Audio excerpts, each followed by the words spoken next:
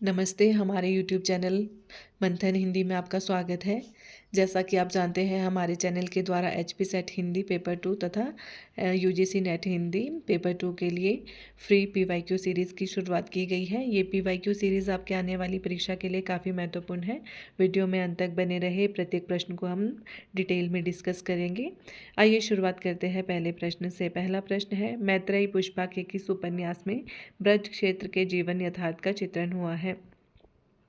सही विकल्प का चयन करना है। सही विकल्प है ऑप्शन ए, चाक। चाक 1997 ईस्वी उपन्यास में मैत्रेयी पुष्पा ने ब्रज क्षेत्र के जीवन यथार्थ का चित्रण किया है। मैत्रेयी पुष्पा के अन्य उपन्यास है झूला नट 1999 ईस्वी, अलमा कबूतरी 2000 ईस्वी, इदनमम 1994 ईस्वी, कहे इसूरी फाक 2004 ईस्वी, गुनाह बेगुनाह, विजन, त्रियाहट, बेतवा बहती रही, समृति दंश। अगला प्रश्न है, निम्नलिखित में से कौन सा कॉलरिज का ग्रंथ नहीं है?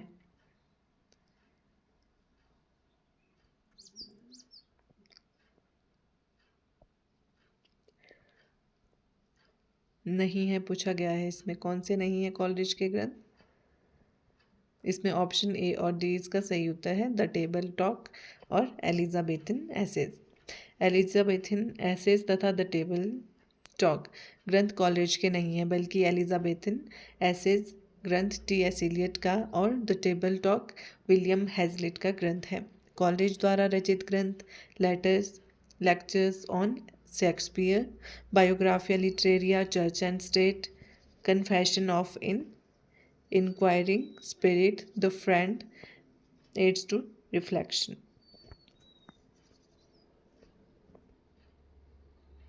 अगला प्रश्न है, असाध्य वीणा अज्ञेय के किस कविता संग्रह में है? सही उत्तर है ऑप्शन डी, आंगन के पार द्वार। असाध्य वीणा अज्ञेय के आंगन के पार द्वार 1961 ईस्वी कविता संग्रह में संग्रहित है। अज्ञेय की अन्य कविता है बावरा अहेरी 1954 ईस्वी, इंद्रधनुष रौंदे हुए 1957 ईस्वी, अरियो करुणा प्रभामय 1959 ईस्वी। प्रश्न संख्या 30 है, अंखिया हरि दर्शन की भूखी, बारक वह मुख फेरी दिखाऊं दूही पय पिवत पतूखी। उक्त पद में पतूखी का अर्थ है, पतूखी मतलब पत्ते का दोना। ऑप्शन डी इसका सही उत्तर है। उक्त पद में पतूखी का अर्थ है पत्ते का दोना, जो सूरदास जी के पद से लिया गया है। सूरदास की रचनाएं हैं सुरसागर, सुरसारावली और साहित्य लहरी। नीचे दो कथन दिए गए हैं, एक अभिकथन के रूप में लिखित है तो दूसरा कारण के रूप में। अभिकथन है, मार्क्सवाद साहित्य सृजन का प्रधान कारण श्रम को मानता है, और कारण है क्योंकि श्रम के बगैर साहित्य की परिकल्पना असंभव है।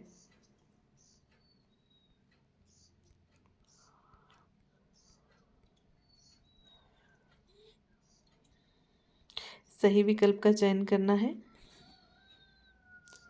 सही विकल्प होगा ऑप्शन सी, ए सत्य लेकिन आर असत्य। ठीक है, मार्क्सवाद साहित्य सृजन का प्रधान कारण श्रम को मानता है। ठीक है, कारण में क्या है, क्योंकि श्रम के बगैर साहित्य की परिकल्पना असंभव है। ये क्या है, असत्य कथन है। अगला प्रश्न है, सूची 1 के साथ सूची 2 का मिलान कीजिए।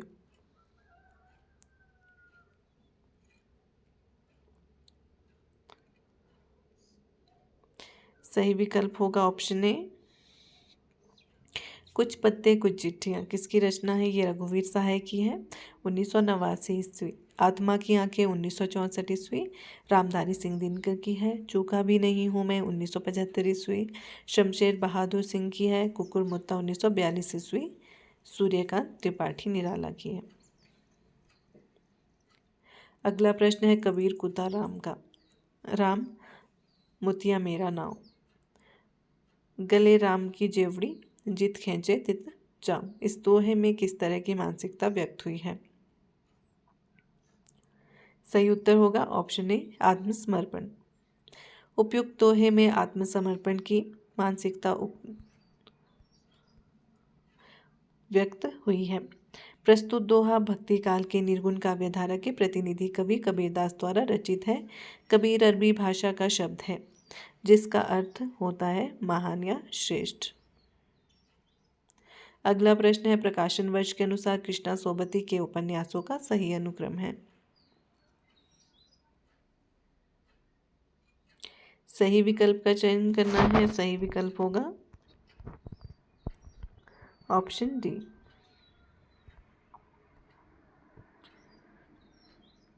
प्रकाशन वर्ष के अनुसार कृष्णा सोबती के उपन्यासों का सही अनुक्रम इस प्रकार है। पहले है मित्रों मरजानी 1967, सूरजमुखी अंधेरे के 1972, ए लड़की 1991, समय सरगम 2000 ईस्वी।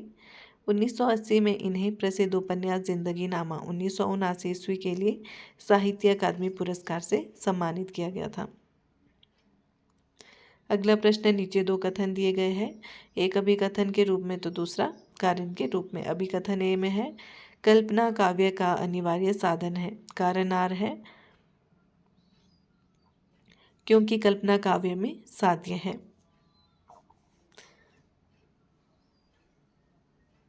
सही विकल्प ऑप्शन सी है, ए सही है, आर सही नहीं है।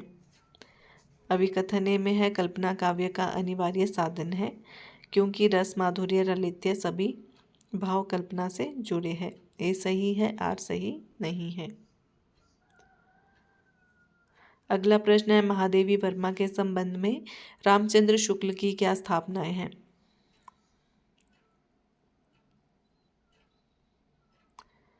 उत्तर होगा ऑप्शन बी 2 और 3। छायावादी कहे जाने वाले कवियों में महादेवी ही रहस्यवाद के भीतर रही है। उस अज्ञात प्रियतम के लिए वेदना ही इनके हृदय का भाव केंद्र है, जिसमें अनेक प्रकार की भावनाएं कूट कूट कर झलक मारती है। वेदना से इन्होंने अपना स्वाभाविक प्रेम व्यक्त किया है, उसी के साथ वे रहना चाहती है। इनके गीतों में अनूठी व्यंजना है। अतः महादेवी वर्मा के संबंध में आचार्य रामचंद्र शुक्ल के अनुसार कथन 2 और 3 दोनों सत्य है। अगला प्रश्न है, लक्ष्मा किस कहानी का पात्र है। सही विकल्प ऑप्शन बी है, कोसी का घटवार। लक्ष्मा कोसी का घटवार कहानी का पात्र है। कोसी का घटवार कहानी शेखर जोशी द्वारा रचित है। अन्य प्रसिद्ध कहानीकार और उनके पात्र हैं। पुरस्कार कहानी के लेखक है जयशंकर प्रसाद। इसके पात्र है अरुण, मधुलिका, कौशल नरेश और सेनापति। परिंदे कहानी के लेखक है निर्मल वर्मा और इसके पात्र है लतिका, डॉक्टर मुखर्जी, करीमुद्दीन और गिरीश।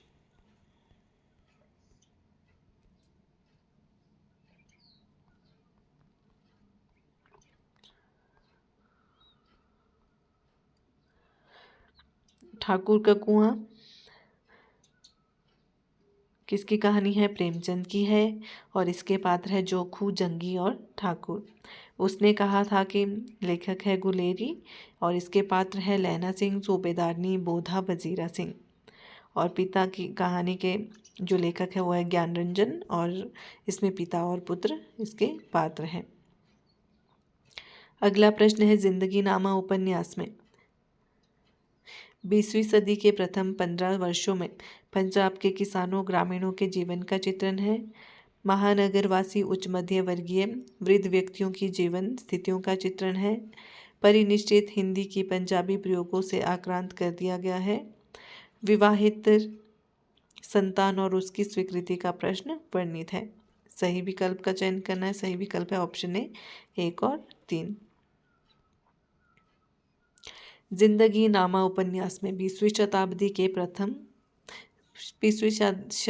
के प्रथम 15 वर्षों में पंजाब के किसानों ग्रामीणों का जीवन चित्रण है तथा परिनिष्ठित हिंदी को पंजाबी प्रयोगों से आक्रांत कर दिया है। जिंदगी नामा कृष्णा सोबती द्वारा रचित एक बड़ा उपन्यास है। प्रसिद्ध आलोचक डॉक्टर देवराज उपाध्याय के शब्दों में, यदि किसी को पंजाब प्रदेश की संस्कृति, रहन सहन, चाल ढाल, रीति रिवाज की जानकारी प्राप्त करनी हो, इतिहास की बात जाननी हो, वहाँ की दंत कथाओं, प्रचलित लोकोक्तियों तथा 18वीं 19वीं सदी की शताब्दी की प्रवृत्तियों से अवगत होने की इच्छा हो तो जिंदगी नामा से अन्यत्र जाने की आवश्यकता नहीं है। अगला प्रश्न है आपका बंटी उपन्यास का कथ्य है। सही विकल्प होगा ऑप्शन सी 1 और 4। व्याख्या।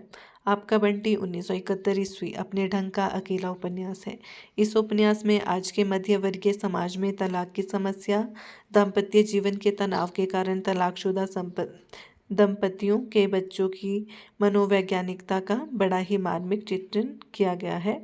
मनु भंडारी ने अपने प्रसिद्ध उपन्यास महाभोज 1979 ईस्वी में के बल पर अक्षय ख्याति अर्जित की है। यह एक राजनीतिक उपन्यास माना जाता है। इसका परिवेश व्यक्तिगत तथा पारिवारिक न होकर सामाजिक है। अतः आपका बंटी उपन्यास का कथ्य विकल्प 1 और 4 सही है। अगला प्रश्न है सूची 1 के साथ सूची 2 का मिलान कीजिए।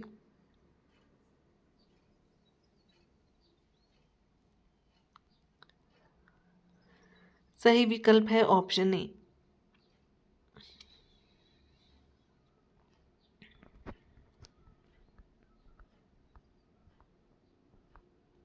चुनाव जीतने की 3 तरकीबें हैं। 1 रामनगर वाली, दूसरी नेवादा वाली और तीसरी महिवालपुर वाली। दूसरी पंक्ति है छोटे बड़े भगवान के घर से बनकर आते हैं, संपत्ति बड़ी तपस्या से मिलती है। तीसरी पंक्ति है सबसे पहले तुम राशि इसलिए नहीं कि तुम जीवन में सबसे पहले आई या कि तुम सबसे ताजी समृद्धि हो।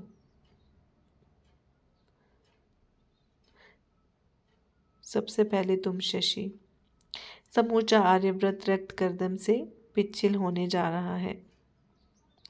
ठीक है, चुनाव जीतने में। और मेहरबाल पूरी वाली है रूपन बाबू की, छोटे बड़े से मिलती है, ये है होरी की। सबसे पहले ताजी समृद्धि हो शेखर की, और समूचा आर्यव्रत जा रहा है लोरिक देव की है ये पंक्तियाँ। अगला प्रश्न निम्नलिखित में से गोदान उपन्यास में वर्णित गांव कौन सा है। सही उत्तर ऑप्शन डी है 2 और 3, सेमरी और बेलारी। गोदान उपन्यास में सेमरी और बेलारी गांव को केंद्र में रखकर कथा वर्णित की गई है, जबकि आधा गांव में गाजीपुर जिले के गंगोली गांव के सैयद मुसलमानों की कथा का वर्णन किया गया है। मैलांचल उपन्यास में बिहार राज्य के पूर्णिया जिले के मैरीगंज को कथा का केंद्र बनाया गया है। अगला प्रश्न है आज का हिंदी निबंध साहित्य अधिकांश में आलोचना की ओर दौड़ा जा रहा है। आजकल आचार्यत्व की राह रीतिकाल से भी कुछ बड़ी चढ़ी है। यह किसका कथन है।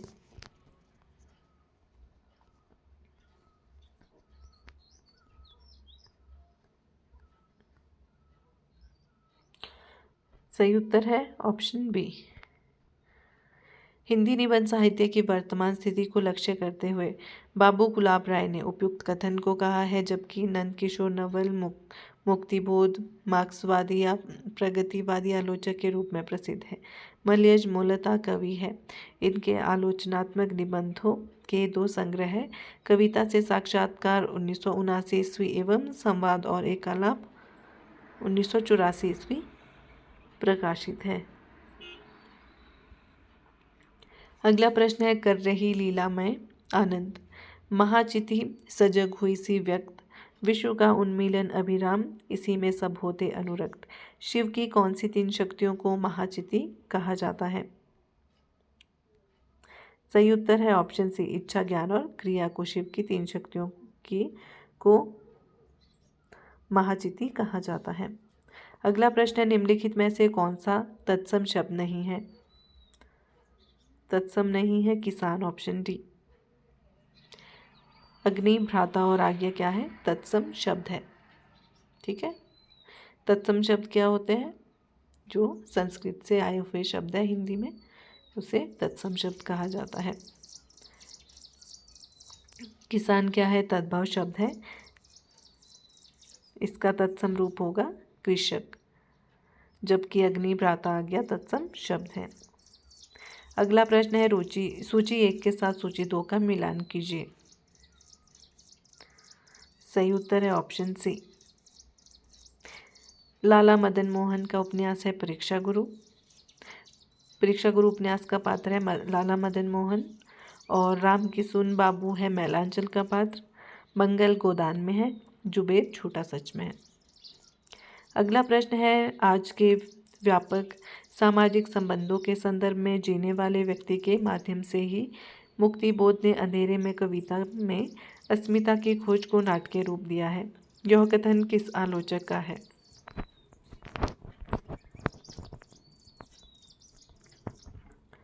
ऑप्शन ए सही उत्तर होगा। उपयुक्त कथन डॉक्टर नामवर सिंह जी का है। अंधेरे में एक लंबी कविता है। विभिन्न आलोचकों ने इसे विभिन्न दृष्टिकोण से देखा है, जो इस प्रकार है। रामविलास शर्मा ने इसे अपराध भावना का अनुसंधान तथा आरक्षित जीवन की कविता कहा है। रामस्वरूप चतुर्वेदी ने अंधेरे में के लंबे खंडों में कवि की समस्या है, समाज के उत्थान पतन और आंदोलन के बीच अपनी रचना के प्रेरक तत्वों का अभिज्ञान, रचना कैसे बाहर से अंदर आती है और फिर कैसे बाहर दूर दूर तक परिव्याप्त हो जाती है। इंद्रनाथ मदान ने इसे आत्मसंशोधन का अनुसंधान कहा है। अगला प्रश्न, निम्नलिखित में से किस कवि का उपनाम हितैषी है? ऑप्शन डी इसका सही उत्तर है जगदम्बा प्रसाद। जगदम्बा प्रसाद मिश्र, इनका जन्म 1895 ईस्वी में, निधन 1957 ईस्वी में। जन्म कहाँ हुआ? मुरादाबाद, उन्नाव, उत्तर प्रदेश में हुआ था। इनका उपनाम हितैषी था। इनकी प्रमुख रचनाएं हैं मातृगीता, कल्लोलिनी, वेकाली, दर्शना आदि। अगला प्रश्न है, भारतेंदु युग के प्रमुख निबंधकार हैं। सही उत्तर है ऑप्शन सी 2 और 4, काशीनाथ खत्री और राधाचरण गोस्वामी। भारतेंदु युग के प्रमुख निबंधकार काशीनाथ खत्री एवं राधाचरण गोस्वामी हैं। भारतेंदु युग के अन्य निबंधकार हैं बद्री नारायण चौधरी प्रेमघन, प्रताप नारायण मिश्र, ठाकुर जगमोहन सिंह, अंबिका दत्त व्यास, राधा कृष्ण दास आदि। जबकि हिंदी के प्रथम संस्मरणकार पदम सिंह शर्मा हैं। इनकी प्रमुख रचना पद्म पराग सन 1929 ईस्वी में प्रकाशित हुई है। अगला प्रश्न है, निम्नलिखित में से कौन सा तत्व मार्क्सवादी चिंतन के पक्ष में नहीं है? ऑप्शन डी इसका सही उत्तर है यांत्रिक भौतिकवाद।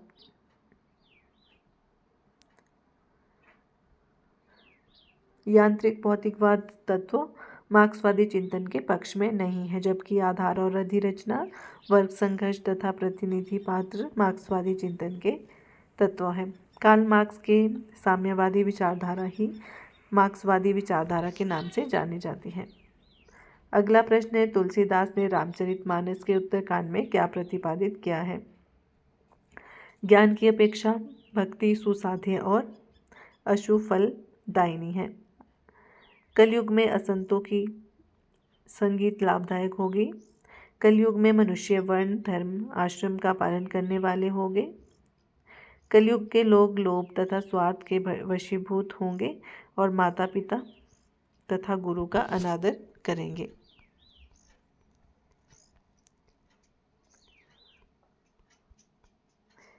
उत्तर होगा ऑप्शन डी 1 और 4। गोस्वामी तुलसीदास ने रामचरितमानस के उत्तरकांड में ज्ञान की अपेक्षा भक्ति को कहीं अधिक सुसाध्य और आशुफलदायिनी कहा है तथा कलयुग के लोग स्वार्थ के वशीभूत हो गए और माता पिता तथा गुरु का अनादर करेंगे। रामचरितमानस में तुलसी केवल कवि के रूप में नहीं, उपदेशक के रूप में भी सामने आते हैं। अतः कथन 1 और 4 दोनों सही है।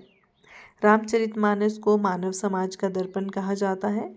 इसमें कुल 7 कांड है, जो इस प्रकार है: बालकांड, अयोध्याकांड, अरण्यकांड, किष्किंधाकांड, सुंदरकांड, लंकाकांड और उत्तरकांड। आशा करती हूँ आपको क्लास अच्छी लगी हो। धन्यवाद।